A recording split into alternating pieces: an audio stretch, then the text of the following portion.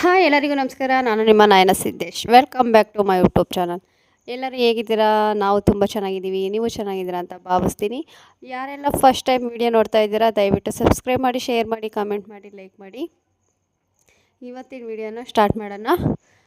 ನಾನು 2 ದಿನ video ಹಾಕಿರಲಿಲ್ಲ because ನಮ್ಮ ಮನೇಲಿ ಸ್ವಲ್ಪ ಪ್ರಾಬ್ಲಮ್ ಆಗಿದೆ. ನಾವು ಸ್ವಲ್ಪ ಜಗಳ ಮಾಡ್ಕೊಂಡು ಸಪ್ರೇಟ್ ಆಗಿದ್ದೀವಿ.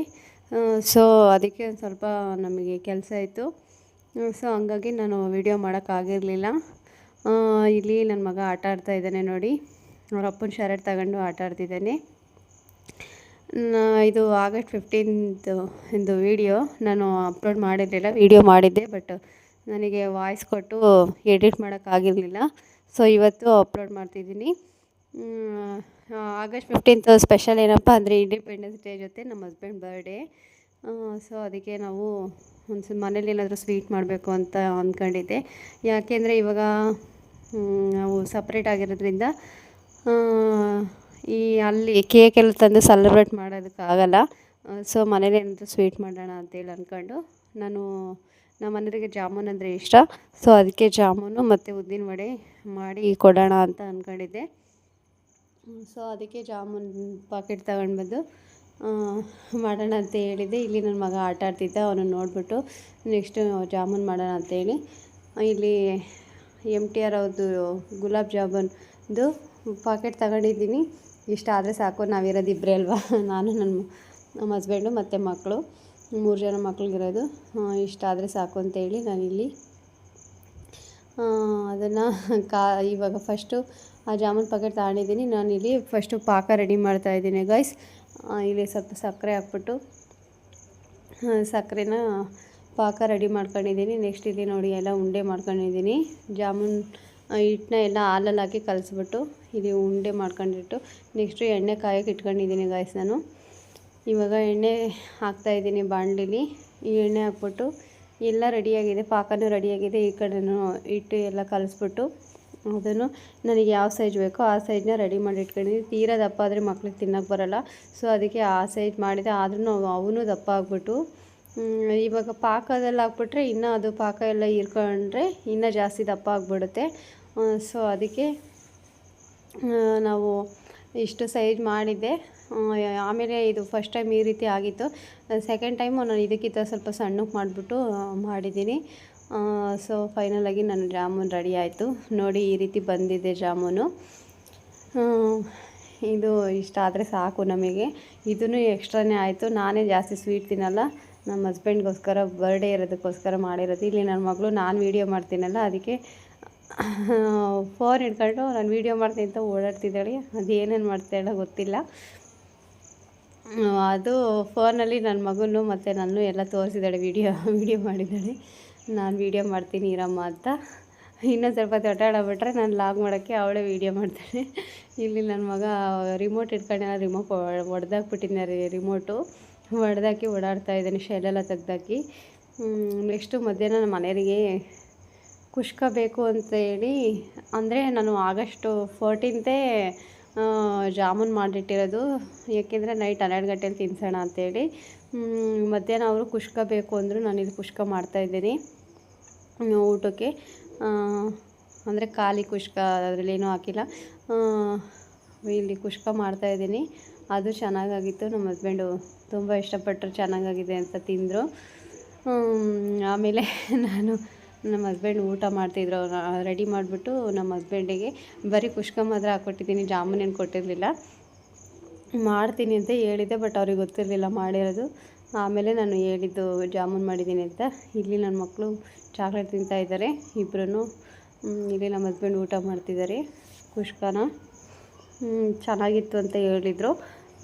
ಒಂದು ಸಲ ಕುಷ್ಕ ರೆಸಿಪಿನ ಹಾಕ್ತೀನಿ, ಅದು ವಿಡಿಯೋ ಮಾಡಿದ್ದೀನಿ ಬಟ್ ಹಾಕೋಕ್ಕೆ ಟೈಮ್ ಸಿಕ್ಕಿಲ್ಲ. ಇವಾಗ ನಾಳೆಯಿಂದ ದಿನ ಒಂದೊಂದೇ ಅಪ್ಡೇಟ್ ಮಾಡ್ತಾಯಿರ್ತೀನಿ. ನಮ್ಮ ಹಸ್ಬೆಂಡ್ ಊಟ ಮಾಡ್ತಿದ್ದಾರೆ ನೋಡಿ. ನೆಕ್ಸ್ಟ್ ಡೇ ಏನಂದರೆ ಈ ವ್ಲಾಗ್ನ ಹಂಗೆ ನಾನು ಕಂಟಿನ್ಯೂ ಮಾಡ್ತಾಯಿದ್ದೀನಿ. ಸೊ ಇದೆಲ್ಲ ಬಟ್ಟೆ ಎಲ್ಲ ಇದ್ವು ಮಡ್ಚಿಟ್ಬಿಟ್ಟು ಇದು ಉದ್ದಿನ ವಡೆ ಮಾಡಬೇಕು ಇವಾಗ. ನೆಕ್ಸ್ಟು ಉದ್ದಿನಬೇಳೆ ನೆನೆಹಾಕಿದ್ದೆ ನಾನು ಮಧ್ಯಾಹ್ನನೇ. ಇವಾಗ ಬಟ್ಟೆ ಎಲ್ಲ ಒಳಗಡೆ ಇಟ್ಬಿಟ್ಟು ನೆಕ್ಸ್ಟು ನಾನು ಉದ್ದಿನವಡೆ ಮಾಡೋಕ್ಕೆ ರೆಡಿ ಮಾಡಿದ್ದೀನಿ. ಇಲ್ಲಿ ನೋಡಿ ಉದ್ದಿನ ಬೇಳೆನ ರುಬ್ಕೊಂಡಿದ್ದೀನಿ, ಎಲ್ಲ ರೆಡಿಯಾಗಿದೆ, ಎಣ್ಣೆನೂ ಕಾಯ್ತಾಯಿದೆ. ಇವಾಗ ನೆಕ್ಸ್ಟ್ ಅದಕ್ಕೆ ಹಾಕೋದಷ್ಟೇ ಇರೋದು. ತುಂಬ ದಿನ ಆಗಿತ್ತು ಉದ್ದಿನವಡೆ ಮಾಡಿದರೆ, ಸೊ ಅದಕ್ಕೆ ಇವಾಗ ಮಾಡಿರೋದು. ಯಾಕೆಂದರೆ ಜಾಮೂನ್ ಜೊತೆಗೆ ಏನು ಸೈಡ್ಸ್ ಇರಲಿಲ್ಲ, ಸೊ ಅದಕ್ಕೆ ಅದನ್ನೇ ಮಾಡಿರೋದು. ನೆಕ್ಸ್ಟು ರೇಷನ್ ಎಲ್ಲ ತರಬೇಕು. ಇವಾಗ ಸದ್ಯಕ್ಕೆ ಇದೊಂದೇ ಇದ್ದಿದ್ದು ಮನೇಲಿ, ಅದಕ್ಕೆ ಮಾಡ್ತಾಯಿರೋದು. ಆಮೇಲೆ ಉದ್ದಿನವಡೆ ತಿನ್ನೋಕ್ಕೂ ಈ ಥರ ಯಾಕೆ ಮಾಡಿದ್ದೀನಿ ಅಂದರೆ ನನ್ನ ಮಕ್ಕಳಿಗೆ ಹಿಡ್ಕೊಂಡು ತಿನ್ನೋಕ್ಕೆ ತುಂಬ ಚೆನ್ನಾಗಿರುತ್ತೆ. ಸೊ ಅದಕ್ಕೆ ಈ ಥರ ಚಿಕ್ಕ ಪೀಸಾಗಿ ಮಾಡಿದ್ದೀನಿ. ಅವಳು ನನ್ನ ಮಗಳು ಜಾಮೂನು ಮತ್ತು ಅದನ್ನು ತಿಂದು ಸೂಪರಾಗಿತ್ತು ಅಂತ ಹೇಳ್ತಿದ್ಲು. ಅಲ್ಲಿ ನಮ್ಮ ಸಖಿ ಅಳ್ತಾ ಇದ್ದಾಳೆ, ಬರೀ ಅವಳನ್ನೇ ತೋರಿಸ್ದೆ ವೀಡಿಯೋದಲ್ಲಿ, ನಾನು ತೋರಿಸಲ್ಲ ಅಂತ. ಇವಳು ಸ್ಕೂಲ್ಗೆ ಹೋಗಿದ್ಲು, ಇವಾಗ ಬಂದು ತಿಂದು ಚೆನ್ನಾಗಿತ್ತು ಅಂತ ಹೇಳಿದ್ಲು. 5 ಪೀಸ್ ಜಾಮೂನ್ ತಿಂದು ನನಗೆ ತುಂಬ ಖುಷಿ ಆಯಿತು.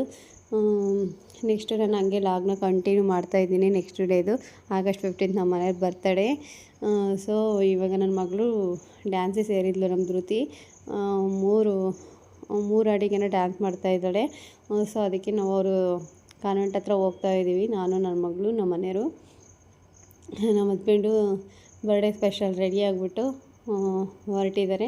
ನೆಕ್ಸ್ಟು ನಾವು ದೇವಸ್ಥಾನಕ್ಕೆ ಹೋಗಿ ಕೈ ಮುಗಿದು ನೋಡ್ರಿ, ಅಲ್ಲಿ ನಮ್ಮ ಹಸ್ಬೆಂಡು ದೇವ್ರಿಗೆ ಕೈ ಮುಗಿತಿದ್ದಾರೆ. ನಾವು ಹೋಗಿ ದೇವಸ್ಥಾನಕ್ಕೆ ದೇವ್ರ ದರ್ಶನ ಮಾಡ್ಕೊಂಡು ನೆಕ್ಸ್ಟು ನನ್ನ ಮಗಳು ಓದ್ತಿರೋ ಸ್ಕೂಲಿಗೆ ತಾಳ್ವಟ್ಟಿಗೆ ಬೈಕಲ್ಲಿ ಹೋಗ್ತಾಯಿದ್ದೀವಿ. ನಾನು ಸಖಿ ಮತ್ತು ನಮ್ಮ ಹಸ್ಬೆಂಡು 3 ಜನನೂ ಹೋಗ್ತಾಯಿದ್ದೀವಿ.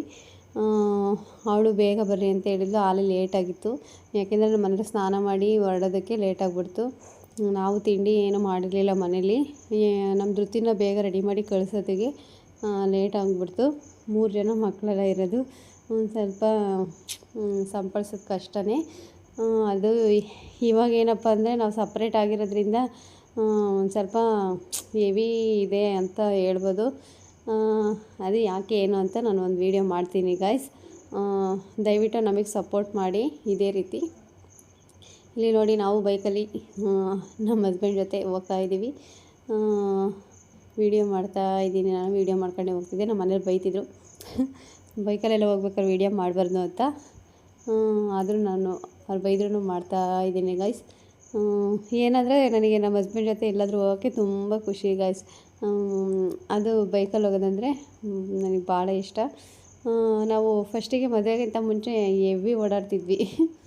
ಇವಾಗ ಇಲ್ಲಿ ನನ್ನ ಮಗಳು ಅಲ್ಲಿ ಸ್ಕೂಲಿಂದ ರೌಂಡ್ಸಿಗೆ ಕರ್ಕೊಂಡೋಗಿದ್ರು ಊರಲ್ಲಿ. ರೌಂಡ್ಸ್ ಹೋಗಿ ಬಂದು ಇಲ್ಲಿ ನನ್ನ ಮಗಳು ನಿಂತ್ಕೊಂಡಿದ್ದಾಳೆ ಫ್ಲಾಗ್ ಇಟ್ಕೊಂಡು. ನೋಡ್ರಿ, ಇವಳೇ ನನ್ನ ಮಗಳು, ಫಸ್ಟ್ನೇ ಮಗಳು ಧೃತಿ. ಎಲ್ಲ ಮಕ್ಕಳು ಬರ್ತಾಯಿದ್ದಾರೆ. ಇಲ್ಲಿ ನನ್ನ ಮಗಳು ಡ್ಯಾನ್ಸ್ ಮಾಡ್ತಾಯಿದ್ದಾಳೆ. ನೆಕ್ಸ್ಟು ಇಲ್ಲಿ ನಮ್ಮ ನಾದಿನಿ ಮಗಳು ಸಾನ್ವಿ ಅಂತೇಳಿ ಅವಳು ಡ್ಯಾನ್ಸಿಗೆ ಸೇರಿದ್ದು.